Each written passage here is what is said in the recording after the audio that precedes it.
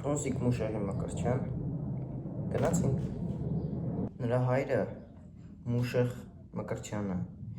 Մուշից է եղել, իսկ մայրը Սանա Մկրտչյանը եղել է Վանից։ Նրանք երկուսով հայոց ցեղասպանությունից փրկված որբեր են եղել։ Ծանոթացել են Լեննականում տեքստիլ գործարանում աշխատելիս։ Ավելի ուշ Մուշեղ Մկրտչյանը դարձել է աղյուսագործ, իսկ մայրը Սանա Մկրտչյանը դարձել է աման լվացող։ Նրանց ընտանիքը եղել է շատ համեստ։ Ֆրունզիկը ընտանիքի առաջին երեխան էր։ Հետագայում ծնվեցին նրա քույրերը Կլարան և Ռոզաննան, իսկ հետո ծնվեց նրա եղբայրը Ալբերտ Մկրտչյանը։ Շատ փոքր վաղտվանից Մհերը սիրում էր ուրախացնել մարդկանց։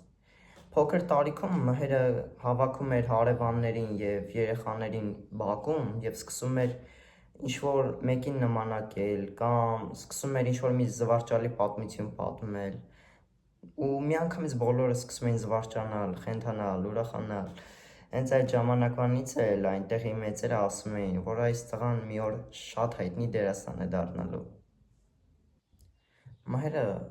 բացի թատրոնից հաճախում էր նաև նկարչության և երաժշտության, ուներ շատ լավ ունակություն նկարչությունից։ Բայց բոլորիս մոտ մի հարց է առաջանում, ինչու Մհերի հայրը Մուշեղը չէր ուզում, որ նրա որդին դառնա դերասան։ Ահա հիմա այդ հարցին պատասխանը։ Ուրեմն այդ ժամանակներում մարդիկ արվեստով չէին զբաղվում, որովհետև արվեստով չէին կարողանում ընտանիք պահել։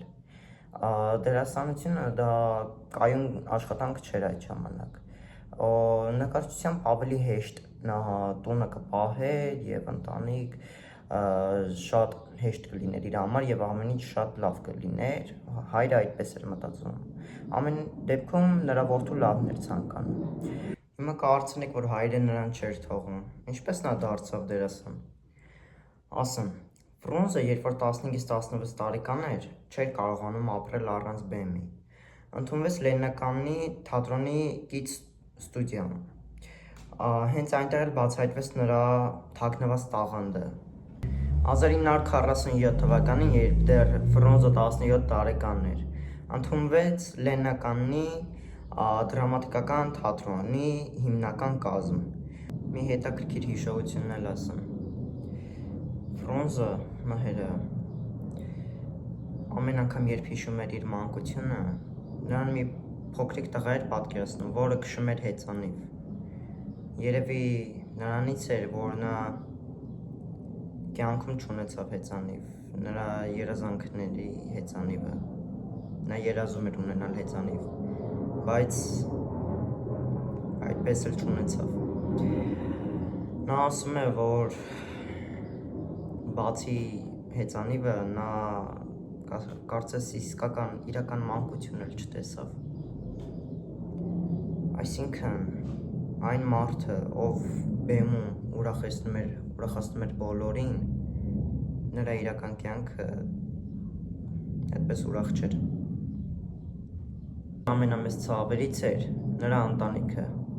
նրա կինը Դոնառան, ով տառապում էր մի հոգեկան հիվանդությամբ։ Ֆրունզը ինչ կարող էր անում էր, եկամուտի ամբողջությունը, ամբողջ մասը ներդրում էր այդ հիվանդությունը բուժելու համար։ Տարբեր երկրներից բժիշկներ էր կանչում, ամեն ինչ անում էր, բայց այդպես էլ հիվանդությունը չհաղթահարվեց։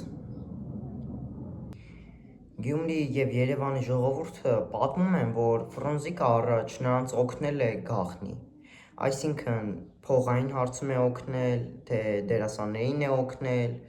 բայց չի սիրել, երբ որ նրա բարեգործության մասին են խոսել, դրա համար էլ նա արել է դա գաղտնի։ Մհերի Ֆրունզիկ մականունը առաջացել է նրա պաշտոնական անվանումից Ֆրունզեից, ի պատիվ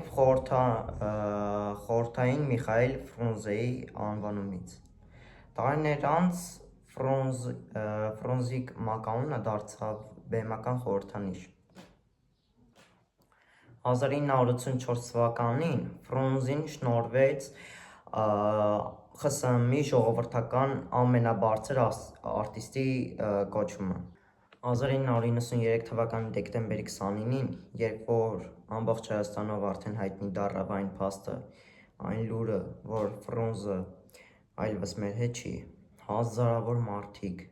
ելան, որպեսզի վերջին հրաժեշտ տային Ֆրունզին։ Եղբայրը Ալբերտ Մկրտչյանը մի անգամ ասել է. նա չէր քարոզում, չէր սովորեցնում։